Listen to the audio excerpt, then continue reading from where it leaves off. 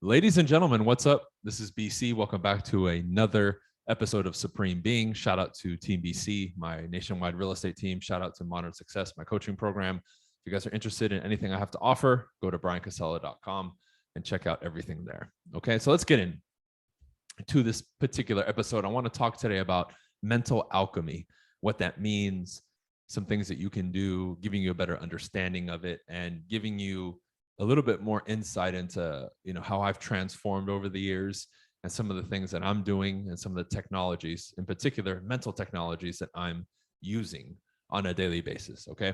So alchemy is a buzzword, right? I think the last 5, 7, 8 years, the spirituality in quotes has been very marketed. And I think a lot of people are full of shit. They don't know what they're talking about, and they're just doing it to make money.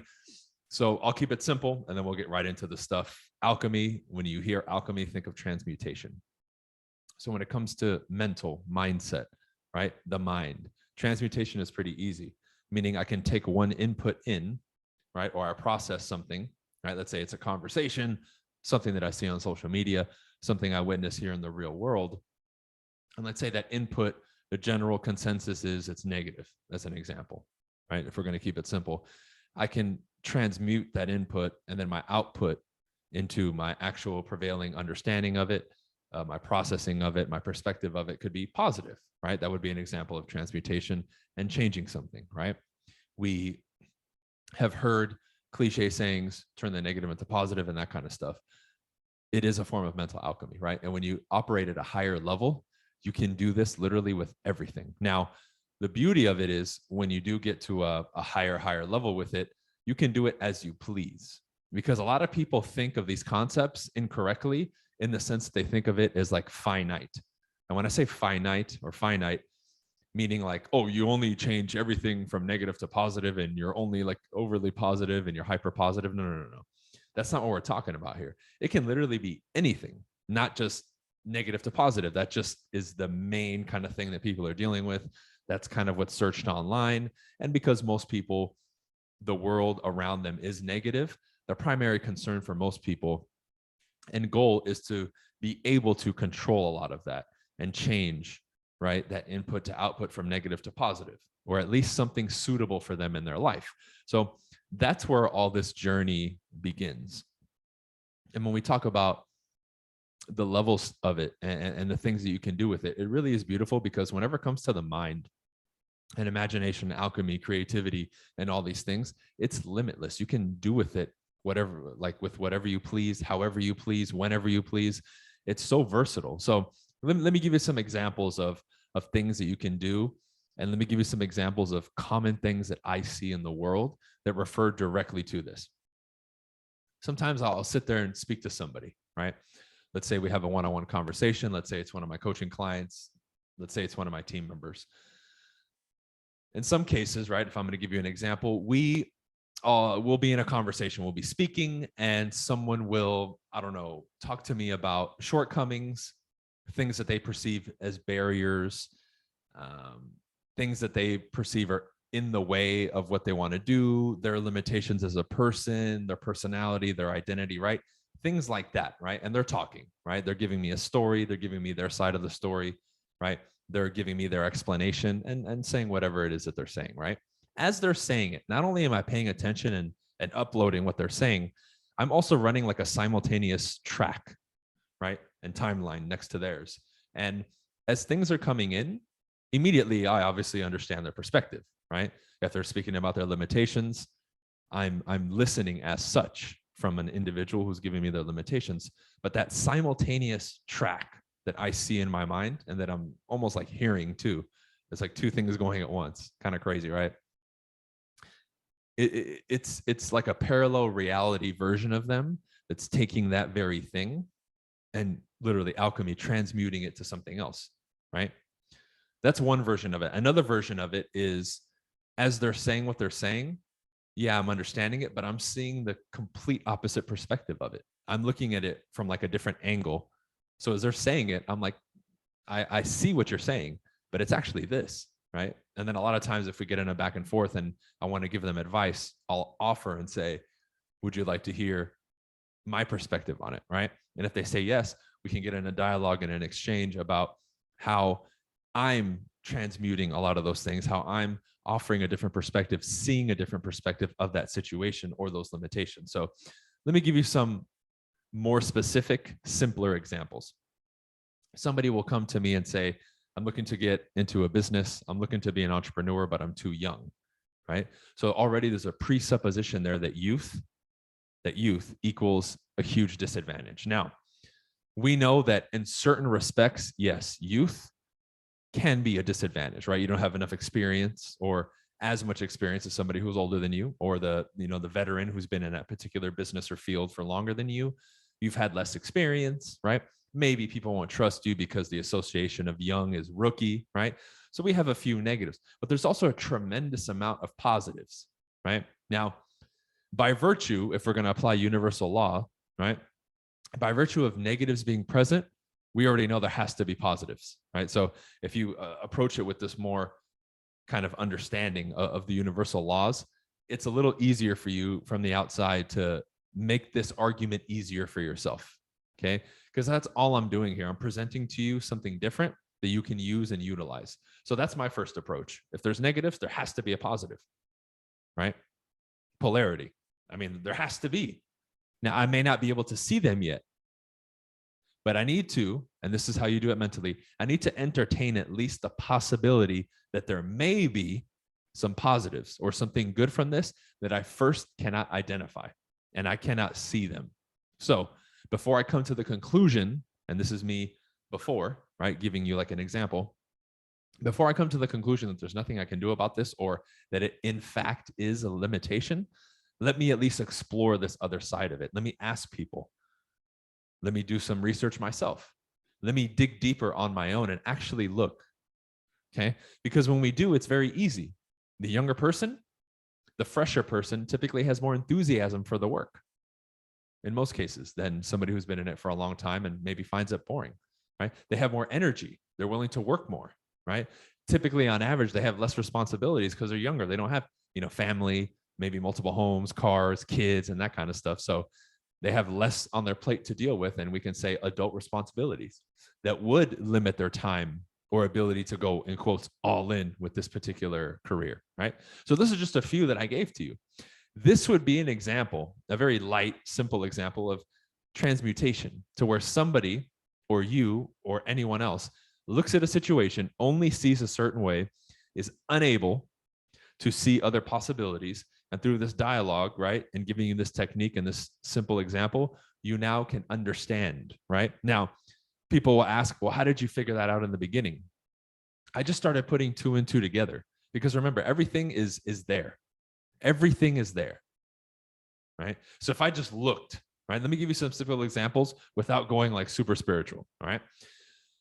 If I looked around, I could see in any business, younger people, even though there may not have been a lot of examples at that time when I looked, I could find young people who were successful. Therefore, it would destroy this notion, or at the very bare minimum, invalidate this notion that, well, if you're young, you can't do it. You can't become successful.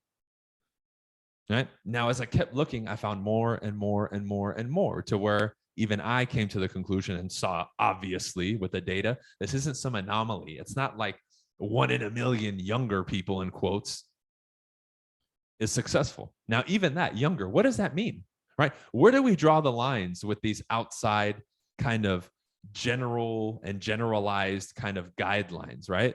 Because I had people who messaged me saying, I'm too young. Then I have people younger than me saying I'm too old. It's like, dude, again, who's setting these guidelines? Because if you're going to make that assumption and presupposition that youth works against you, that means that some authority, something, or someone taught you something and put that datum into your mind to give you that barometer for age, to say too young, good, old, right? That was given to you, or you assumed it, right? So now we're getting into other phases of transmutation, right? We need to look at that mechanism. Where did that come from, right? I know it's a bit of a self-exploration, but this is how we have to start going in and treating our mind like a garden, literally, and pull out the weeds, water what's good, right? And when you look at it from that perspective and you treat your mind like a garden, it becomes a lot simpler for you to take out the bad, bring in the good, and sow more seeds of the right things and water the plants and let them flourish of what's already good going on between the ears. Because this is where we live, between our ears. Most people aren't even living life out here. They're in their head. Think about that. The more you're out here, meaning not self-conscious, out here, man, life is beautiful, dude. I don't live in my head anymore. When I go in my head, yeah, meditation, right? Imagination, visualization exercises, I'm utilizing my mind, right? My mind situated between the two temples, right? I'm utilizing it. I'm not just on automatic mode like a lot of people, daydreaming, thinking about negative stuff or irrelevant things. I'm experiencing the world. Just like if you are somebody who has become better as a speaker and more confident in public with people, right? What separates a person who's confident walking into a room and dealing with other people is you're not self-conscious anymore. Your attention is not drawn inward any longer. It's pushed outward because you're okay here. You're good here. Okay. Same thing with this. When I go in quotes, in my head, it's for a purpose and I'm doing it, right? Nothing, well, I don't want to say nothing, but a lot of my mental work now isn't just automatic. I don't just default to daydreaming or zombie mode or anything like that. I want to bring more awareness, right? The more awareness you bring into your life, I'm giving you now parallel things that will aid you with this transmutation process, this alchemy process, right? Bringing more awareness into your moments, into your life, into your day will allow you to catch these things and begin to ask the questions at the right time, like, well, is being young bad or not? I don't know. Because then you'll be aware, and instead of running on these assumptions and getting in your emotions, you'll start using your logic and reason a lot more. Your intellectual capacity, which we all have a tremendous amount as human beings, right? Even if you're lower on the IQ, higher on the IQ, dude, your potential is tremendous, especially compared to an animal, right? You don't have to be a genius level to do anything that I've given on my podcast ever. I don't consider myself a genius. I've never done these IQ tests to see, oh man, am I a genius? I guarantee you, maybe my IQ is not even that high. I'm just somebody who's geeked out about all this mental stuff, and I study and I do this stuff, and I've been able to, learn from good people, and I've paid a ton of money to learn. But hey, I utilized it. I maximized it. Basically, what I'm saying is I'm not special. Mental alchemy isn't reserved for Buddha and all these, high-level geniuses or the Teslas, of the late, like Nikola Tesla, who was, a genius in his own right, right? This is simple stuff. This is very simple stuff. It's not talked about this way. You hear alchemy, you're like, oh my gosh, it must be some magic thing and some wizard. No, not at all. Not at all. So you look at the simplicity of all this, right? We gave you one example about the youth. What else, right? I want to present this question to you as we continue. What's stirring around in your mind right now or rolling around in your head right now that you are stuck with a particular perspective, especially in like one that you believe is detrimental to your progress and growth in anything, whether that be diet, lifestyle, business, relationships, and take a look at that. And I want to give you this piece as homework as we continue to say, see if you can find something, see if you can change it, mold it, shape it, transmute it to something different. See if you can see, right? If you only see the challenges in it, what are the potential benefits of it? Can you see them? And if you can only see a few, can you pull more out from it?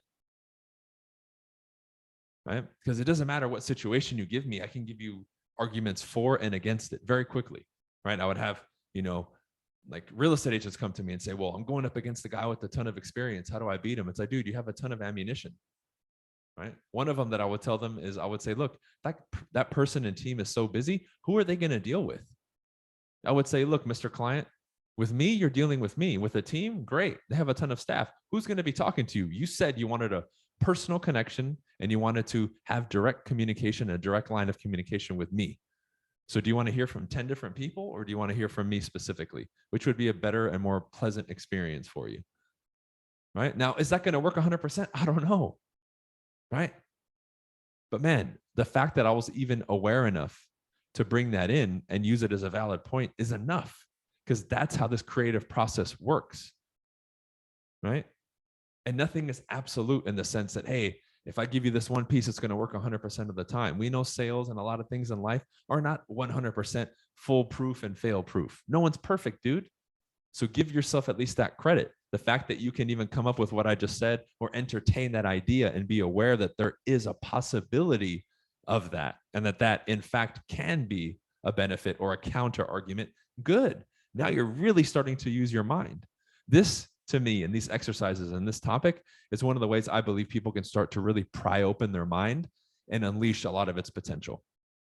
Because, man, I wish sometimes I could just package a lot of these concepts up in like a little hard drive and like plug them into people's brain, almost like the Matrix. That'd be cool, right? That would be cool. And if I could talk about it and people could understand it, man, that USB, I'd probably get crazy offers for it, right? Or whatever plugs into their head, because people would be able to understand and see the potential of it. It's just this discussion, this topic, the understanding of it, and then most importantly, the execution in someone's life.